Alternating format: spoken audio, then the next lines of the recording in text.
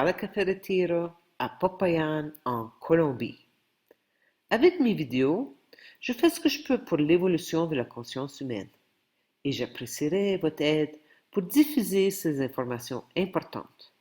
Veuillez vous abonner pour recevoir les dernières vidéos. Je vous remercie. La santé illimitée pour tous, dans l'abondance. C'est l'énoncé de mission que Dr. Langto a affiché sur les murs de ses nombreuses cliniques médicales au Canada et aux États-Unis pendant ses années de pratique, car elle voyait vraiment que c'était possible avec les progrès rapides de la guérison. Cependant, au fil des années, elle n'a pas vu ce rêve devenir réalité. Malheureusement, elle a vu le contraire se produire, une maladie illimitée pour tous, dans la pauvreté. Dans mes vidéos précédentes, j'ai mentionné que mon réveil avait commencé avec Michael Rupert, l'ancien officier du LAPD qui, après des années d'essayer de dénoncer la corruption mondiale, a succombé à la dépression et s'est suicidé. La prochaine personne avec la plus grande influence dans mon réveil est David Icke. J'ai commencé à lire son livre Le plus grand secret et c'est ce qui m'a permis de trouver le courage de continuer à regarder plus profondément dans le terrier du lapin. Par David Icke et d'autres avenues, j'ai entendu parler de Guy, l'ancienne docteur Guylaine Langto. J'ai lu les deux livres qu'elle avait écrits à ce moment-là, en 2003, La mafia médicale et Que diable suis-je venu faire sur cette terre? M'accomplir. Lorsque La mafia médicale est sortie, elle est rapidement devenue un best-seller. Guylaine a voyagé pendant des années pour donner des conférences sur l'évolution de la conscience et l'accomplissement. En 2007, Guy a commencé à écrire sa série de livrets de Personocratia avec Mado.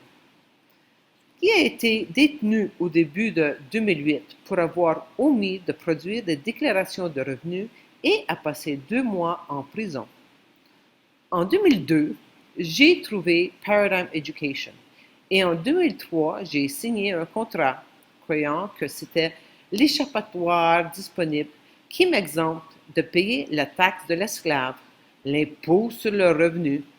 Cependant, je produisais des déclarations de revenus de zéro chaque année pendant 8 ans. Parce que Guy est allé en prison pour ne pas produire de déclaration de revenus, j'étais convaincu que je n'irais pas en prison. Je produisais des déclarations de revenus. Quand Guy est sorti de prison, elle a écrit Madame Guy, Évasion en prison. Et au cours des 7 années suivantes, elle a écrit la série de 10 livrets de Personocratia avec Mado. J'ai pu atteindre le niveau de conscience auquel je suis aujourd'hui grâce aux enseignements de Guy et aux livrets de Personocratia. Avec la permission de Guy, j'inclus ici ce qui m'a le plus profondément ému. Livret de Personocratia, l'autorité vers la toute-puissance. Page 9. Introduction. Grâce à ce livret, je viens t'annoncer que la solution existe bel et bien. Elle est simple, mais elle demande une décision inébranlable et une action soutenue. L'être nouveau, que Guy nomme l'être déifique, sera issu de la fusion de 3 éléments qui le forment, le corps, l'âme et l'esprit. Réussir cette fusion est le but central de la destinée humaine. C'est aussi son plus grand secret, celui de la Trinité. Page 83. La course contre la mort.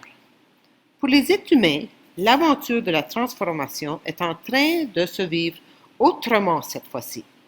Moi, être humain du 21e siècle, j'ai conscience de ce qui se passe. La nécessité évolutive de l'âme a maintenant la primauté. Mon âme me pousse à abandonner ma vieille vie de chimpanzé améliorée pour me consacrer entièrement à elle. Le problème, c'est que je suis encore dans le programme animal de survie, qui manifeste dans mon corps la maladie, la vieillesse et la mort. Vais-je réussir à me transformer avant de mourir? Cela vaut-il la peine de se donner tant de mal si c'est pour finalement échouer en mourant encore une fois? Même les pionniers de cette nouvelle conscience, Aurobindo et Mère, sont morts sans pouvoir transformer leur corps à temps. C'est en effet une course entre la transformation et la mort, une aventure à laquelle toute personne présentement incarnée sur Terre participe, qu'elle en soit consciente ou non. C'est une course solidaire, chacune y joue son rôle et participe activement au processus évolutif. Page 84. Une transformation individuelle. Il ne peut y avoir d'échec quand mon but est l'expérience. C'est la raison d'être de mon incarnation sur Terre. Toute évolution de conscience est un succès, quel que soit le chemin emprunté, quelle que soit l'expérience vécue. Aurobindo et Mère sont venus sur Terre pour ancrer la nouvelle conscience directement dans la matière, et elles l'ont fait. Toutes deux savaient que la manifestation de l'être nouveau sur Terre requérait une masse critique d'individus transformés. C'est pourquoi elles ont quitté la forme sans que leur corps se soit modifié. Ce n'était pas leur rôle, c'est le nôtre aujourd'hui. Retroussons-nous nos manches, car le temps presse. Page 85. Une transition rock and roll. Le parcours de Personacratia se situe en deux mondes, sur un chemin sans chemin. En devenant Personacratia, je mène une vie étrange qui oscille entre deux existences superposées. Je ne suis plus un animal intelligent victime de son ego dictatorial et pas encore un être illimité, incarné dans une matière diécisée. Parfois, je chevauche de gouffres, un pied de chaque côté de cet abîme. Je me retrouve prise dans les deux mondes, haletante, écrasée, respirant à peine. Passera? Passera pas? Page 86. Décide ou décède. Une fois la brève ouverture dans le mur de mort, la vibration originelle de dièse peut enfin fusionner avec l'âme et le corps. C'est la grande fusion de l'esprit et de la matière qui donne naissance au but ultime de toute cette évolution millénaire, l'être diésique. Me comporter en Personacratia en tout pourra me conduire à destination à condition de m'y mettre tout de suite et à plein temps. Comme disait si bien Jean, le père de Guy, le confort des fesses ralentit la marche de la conscience. Me faudra-t-il attendre de perdre toute l'essence à laquelle je suis attaché avant de sauter dans l'inconnu de la nouvelle espèce? Et page 88. Larguer les amarres. Le passé s'épuise et l'avenir se prépare. Saprème, mère, l'espèce nouvelle. Mon corps physique est un bateau dont l'âme est la capitaine. Elle seule possède la carte du trajet. Elle connaît les courants marins et les vents. Elle peut lire notre position dans le grand livre des étoiles. Les soutes sont pleines. Tout est prêt pour le départ. Les voiles du bateau se gonflent déjà sous la brise marine. La proue pointe fièrement vers le large. La mer est calme. Le soleil radieux. Les mouettes silencieuses. L'ego, le second du bateau, a pris la place de la capitaine pendant la longue escale. Dans sa peur d'essuyer une tempête, alors que le bateau flottait sagement près du quai, il a posé des centaines d'amarres, portant chacune un nom: parents, enfants, nom de famille, armoiries, chevalières, ancêtres, patrimoine, bijoux, tableaux, photos, tradition, culture, rôle, métier, diplôme, profession, réputation, titre, ambition, rêve, désir, pays, patrie, royauté, religion, spiritualité, ordre, patrie, organisation, amis, animaux, croyances, valeurs, pensées, idées, sciences, lois, armée, droit, privilèges, acquis, terrain, maison, lieu, bien,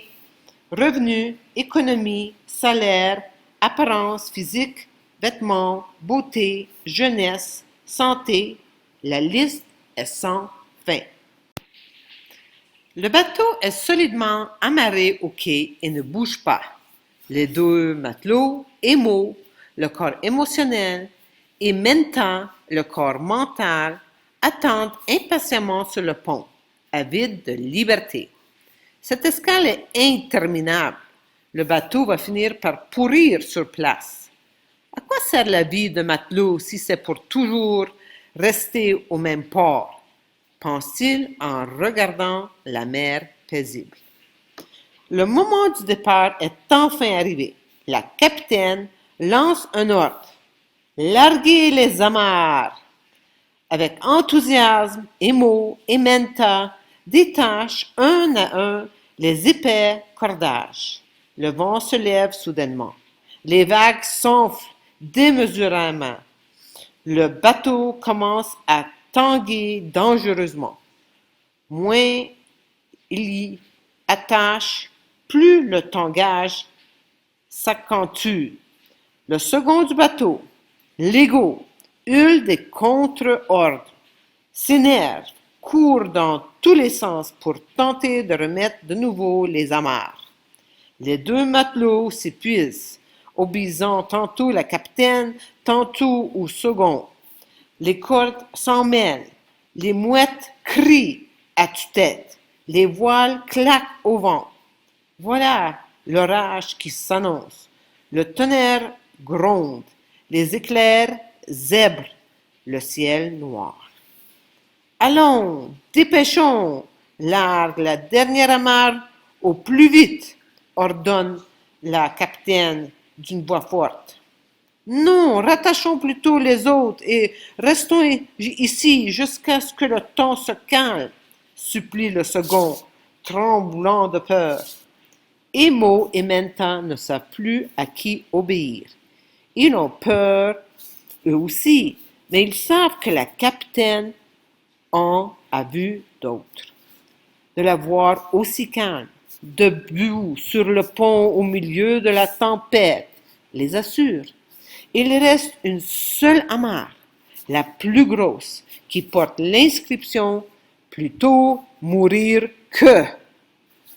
Le bateau roule, tangue, craque de partout. Il faut faire vite. Les deux matelots donnent simultanément un grand coup de hache dans l'épais cordage et le bateau fait littéralement un bond vers l'avant. Le second, déstabilisé, passe par-dessus bord et disparaît sous l'écume. Le bateau file à toute allure vers le large. L'orage se calme déjà. Les vagues lèchent amoureusement la coque et les voiles chantent dans le vent. La mer infinie s'étend à perte de vue, remplie de promesses et d'aventures inconnues. C'est un autre monde, tout là-bas, qui se dessine à l'horizon. L'air marin, un parfum de liberté.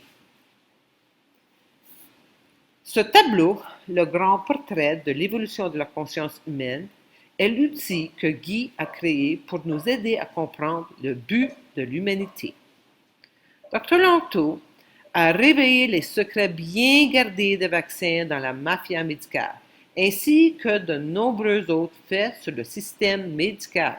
Cependant, elle a perdu son permis de pratiquer la médecine parce qu'elle a osé toucher le sujet du vaccin. Aujourd'hui, nous y sommes avec le déroulement du jeu final. Guy confirme. Oui, il y a une solution. Veuillez entrer en action maintenant et faire le choix entre écouter votre mental, l'ego, et les autorités extérieures ou écouter votre âme, l'autorité intérieure. La pandémie de coronavirus est une force psychologique qui est utilisée pour asservir complètement l'humanité à tous les niveaux possibles, grâce à la technocratie. Choisirez-vous de ne pas participer ou simplement d'acquiescer à l'esclavage total? Il n'y a pas de solution gouvernementale. Nous devons d'abord nous souvenir de qui nous sommes et ensuite comprendre ce que nous faisons ici sur Terre, spécifiquement à cette époque. Veuillez cliquer sur le bouton j'aime, partagez ces informations et rejoignez-nous dans cette aventure. Je souhaite participer à la création de petites communautés autonomes. J'ai été béni avec du temps et j'ai créé cette nouvelle vie en dehors du système de contrôle totalitaire. Je n'ai pas de réponse à ce que vous devez faire, mais je souhaite partager de toutes les manières possibles. Si vous avez des suggestions, veuillez me contacter. Mes coordonnées sont ci-dessous. Assistance d'achat de terres agricoles en Colombie et en Équateur. Les terres agricoles sont un investissement judicieux et toujours très économique dans ces pays. Séjour de longue durée sur une terre colombienne, 120 $ USD par semaine, 420 $ USD par mois. Cours d'espagnol. Atelier Conscience de la vérité, Cascada Café Retiro en anglais, espagnol et en français. Traitement dentaire de haute qualité, jusqu'à 75% d'économie en Colombie et le traitement de la migraine avec l'appareil dentaire NTI. Amour infini.